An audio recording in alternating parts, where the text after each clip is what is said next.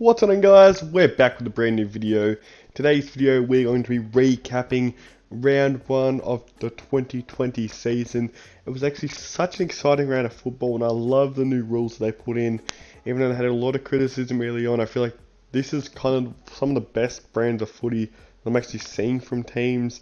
I love the way the game style is getting played. So without further ado, make sure you drop a like on this video and subscribe because we're on the road to 600 subscribers. I think we're about 10 away from 550, so we can hit that soon. That will be absolutely amazing. But without further ado, let's hop straight into the first game. First game of the season was Richmond versus Carlton, and this was just a back and forth game until about the last quarter. But Dustin Martin absolutely took over this game, finishing as probably hands down the best on ground, scoring 2 goals with also getting 31 disposals. But I really like what I saw from Carlton, even though they did lose by 25. I feel like that 25 isn't really showcases what they actually did. I feel like they had a really consistent performance until, you know, the last probably last quarter where they kind of fell away. Harry Mackay didn't look too great. Oscar McDonald, when he came on, looked like the most promising forward. And then Mark Murphy wasn't too great. Sadly, Jack Silvani, who had an absolute great preseason for the Blues, did go down. But the new recruits of like Adam Sard and Lockie Fogarty look really good. It'll be interesting to see what Zach Williams does when he comes back. And Carlton is still having a lot of injuries, so they still, you know, have some very good promising signs. But we all know what to expect from the Tigers. I think everyone picked the Tigers to win this. Jack Graham has a great start to the season, pretty much the same names. And Shai Bolton, you know, continuing on from his form. And yeah, it was a very good game to watch. Now the next game of the season was Collingwood versus Western Bulldogs. I actually did attend this game and it was a very great game. The atmosphere was absolutely elite. Everyone was behind Trelaw and a very good game. I would love to see a bit more punch-ons between the teams, even though I know they do like each other a lot. And you know, they still don't actually hate each other. But one thing I was very disappointed about was Brody Grundy. I feel like he should be doing a lot more than what he is doing. He absolutely got dominated on the weekend, I would have to say, and he's not worth right now the $1 million a year that he's getting over 7 years. This is the first year of the 7-year contract, and he's got teared up by Stephen Martin and Tim English, so I don't know if they should bring in maybe Darcy Cameron to help him out. But if you're paying a ruckman $1 million a year, you should not be having to use 2 ruckmen just to get the best out of him.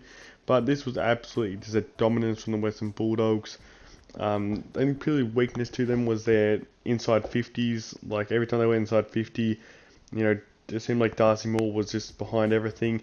They did end up winning by 16 points, but they probably should have won a lot more by how much disposals they got. But Bailey Smith was absolutely electric, kicking 2 goals and 36 disposals.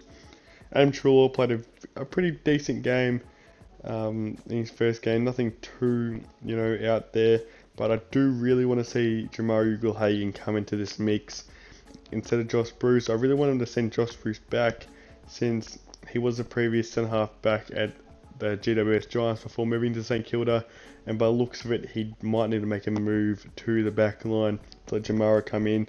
Because Bruce is definitely a decent footballer that should probably be playing almost every week.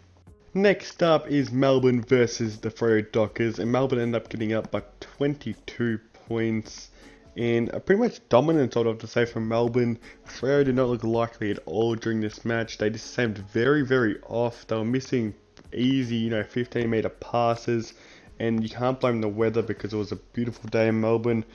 Like, you know, it was a bit cloudy, but you can't blame cloudy. It was not too windy, and they were just missing easy kicks. Their midfield did turn it up in the second half, but it was already too late, as the scoreboard would see. But, you know, some really bright signs for Freo is probably like the Brayshaw gathering 29 disposals and kicking a goal. Sarong continuing his Rookie of the Year form last year with 26 disposals. Fife was alright, but I reckon they need to utilise him a bit more in the midfield. Sherry was good. Their backline though, which I thought would have been their strongest point coming into this year, was not too great, even though they did lose both of their big, key defenders in Alex Pearce and Joel Hamling. But Brendan Cox was pretty good back there, and it was pretty much the same back line that was really good last year, so couldn't be too many excuses. Matty Taberner was alright in the second half, but I got absolutely dominated in the first half. But I have to say, Stephen May and Jake Lever, that is a great pairing. I didn't know what to expect when they first put these guys together from Gold Coast and Adelaide, but they could be probably the best 1-2 combo in the backline in the competition if they play like they do. They played like this level against whoever they played in the March Community Series. I can't remember now. They played really good in that game, and they're playing really good again in this game. So once they get their forward line together, this Melbourne team is looking very, very good. But right now they do have Tom McDonald, who's playing out of his mind, gathered 18 disposals, kicked 2 goals, and looked like the 2018 Tom McDonald that we haven't been expecting for the past few years. Christian Matraka played alright, probably could be a bit better. James Jordan debuted and he played absolutely amazing. I'd want to see him a bit more.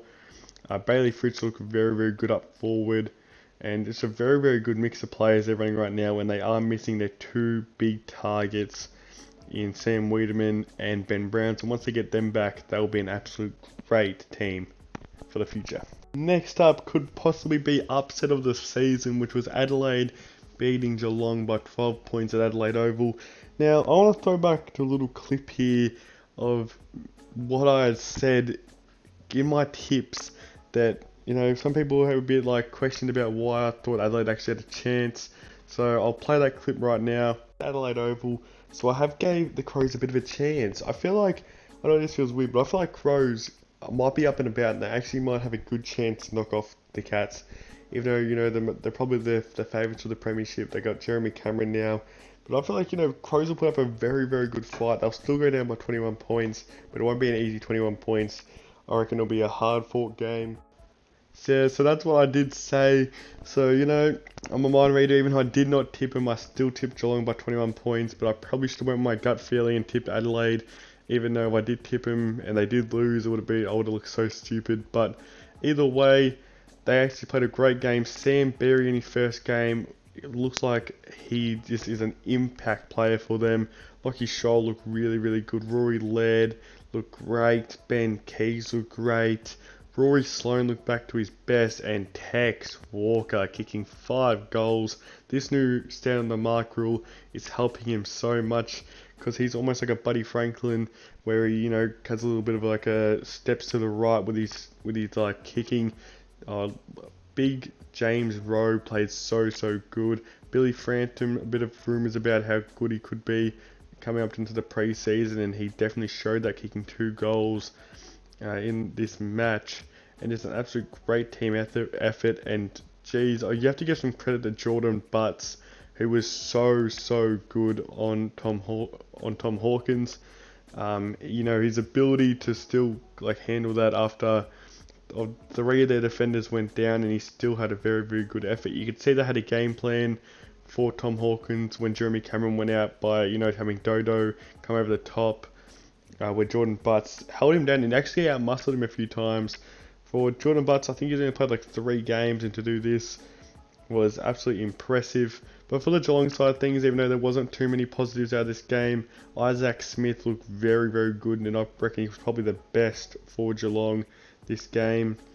But Joel Selwood didn't look too great in this game. He got caught holding the ball a few times, but they did not play too bad, Geelong. It's just that I feel like that they kind of was kind of building up to having Jeremy Cameron this whole pre-season, and then now that he's out, they kind of look like they were a bit lost going inside 50 with no Jeremy Cameron, because it seems like they built their game style on having 2 big key forwards and had to use Dangerfield down there a lot, and they tried to use Josh Jenkins in that role, and Josh Jenkins was not having a great game against his old club. But either way, great job to Adelaide. Next up was Essendon versus Hawks, and Hawks ended up getting up by a point. Now, this was a game that I really wanted to watch, but I ended up not watching that much of it because I was busy on the weekend. But either way, I even watched back and watched a bit of this game because it was such a great game to see so much young talent. But I cannot believe how this game turned out. I checked the game at half time and Essendon were up by like 30 or 40 points. And then I checked back near like at the last quarter and next one Hawks were in front. I couldn't believe I thought that, my AFL app was playing tricks on me or something. But so disappointing for Essendon to give up this lead after playing such a great game. And I feel like this can do a lot of harm to their season, depending on how they take this loss. Because, if you're Essendon, they played such a great brand of footy in that first half. And then to end up giving up that lead and then losing after they probably, thought they had the game done and over, just, might have a bit of relief that within the players that they can't get their job done. I hope that's not the case, but, this could be, with like a young side like this could haunt them. But I really, really like some of their players. Essendon, Sam Draper played a very, very great game. 2 metre Peter was absolutely great. The new recruit in Jai Caldwell was also really, really great. Grabbing the 22 disposals, a tackling machine. But then, the common names when we talk about Essendon, Andrew McGrath and Zach Merritt, play out of their minds. Andrew McGrath, I think, kicked 1 goal last year and he's already kicked a goal now, so he's already up to scoring. Gathering 33 disposals, kicked a goal, also got some tackles, and is playing up to an elite standard. Zach Merritt, 1 goal, 31 disposals, that's just what we expect from him. But Nick Hind off half-back was so great for them. It looks like he's took the Adam Sard role, he's playing it perfectly as a leg speed. I'm a bit confused about what they're doing with Dylan Shield. Didn't gather too much of the pill, but did kick 2 goals. So it seems like he's playing more of, a half-forward type of role.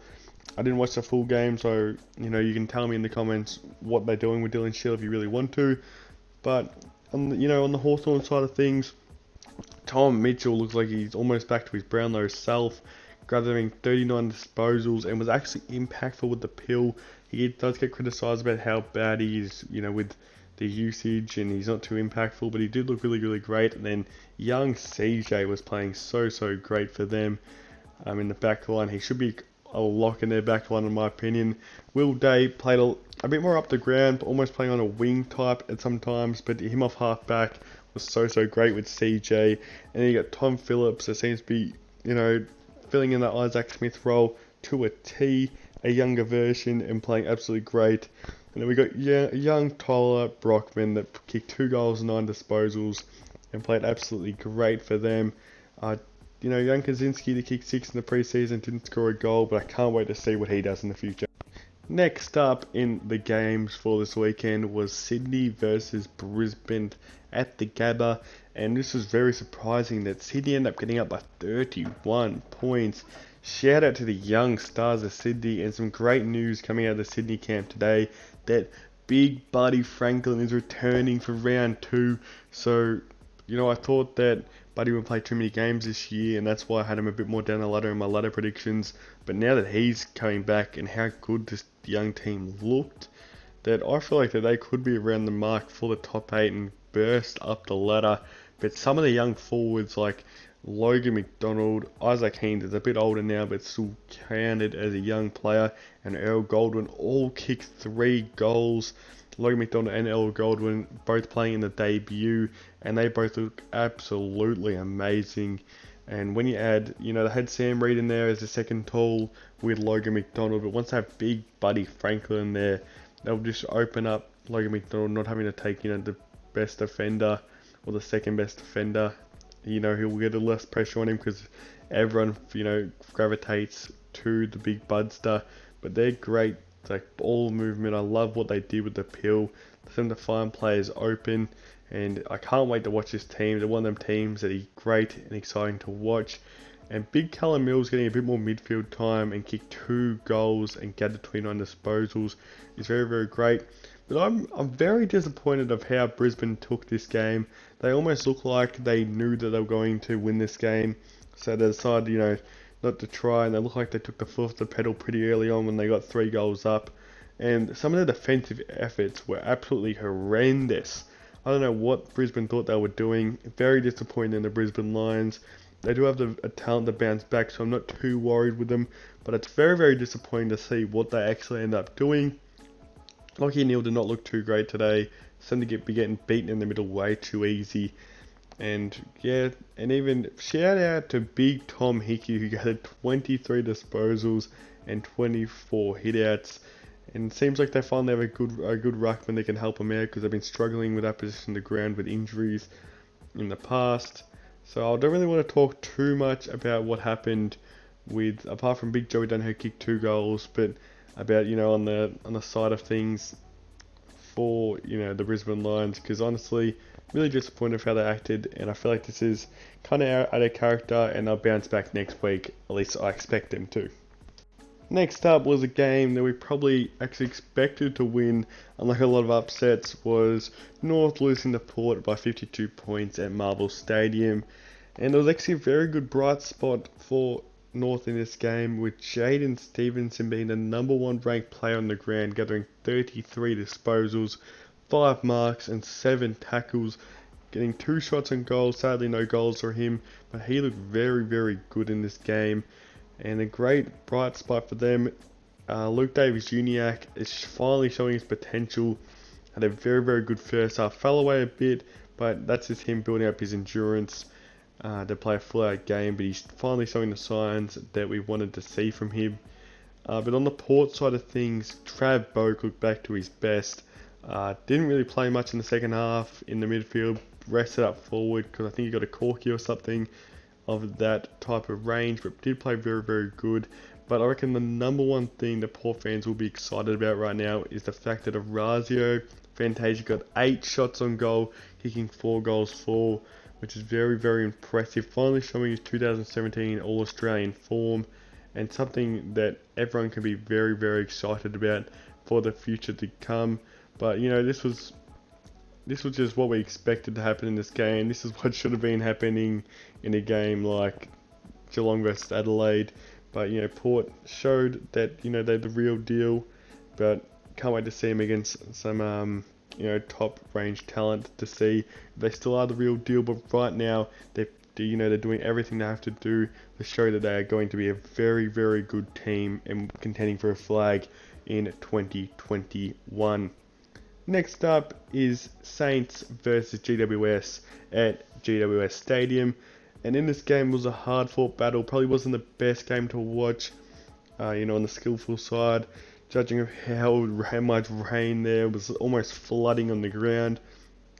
But either way, it was a very, very good contest, and we saw 2 young ruckmen in Paul Hunter and Matty Flynn debut finally.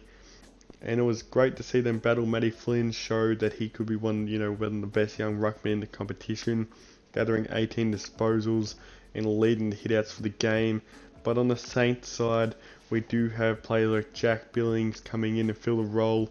Jack Steele was absolutely dominating in the first half and ended up getting tagged by Stephen Coniglio, which I'm not sure why Stephen Coniglio ended up being the tagger when they do have a guy named Matt DeBoer that did play in this game, and some reason they didn't.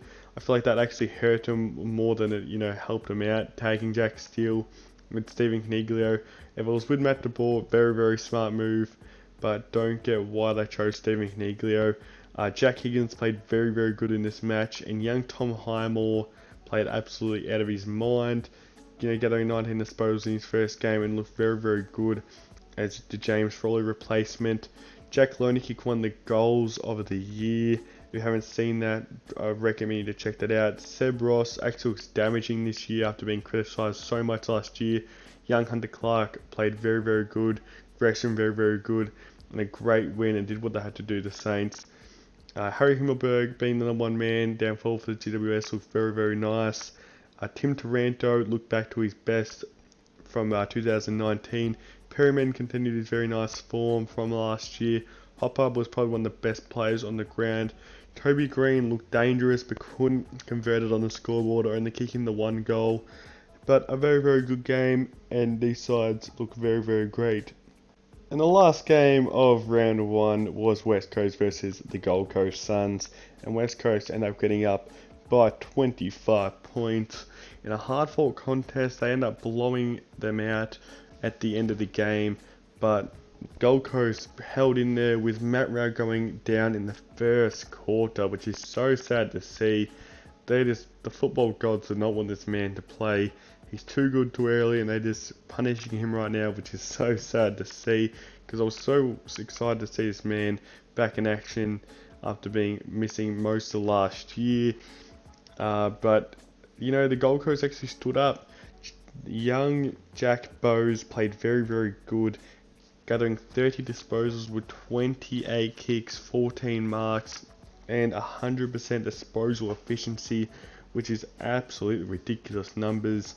Lukosius looked very, very good in this game, and Oleg Markov, coming over from Richmond last year, looked very, very nice, gathering also 14 disposals and 20 disposals with 14 marks off half back.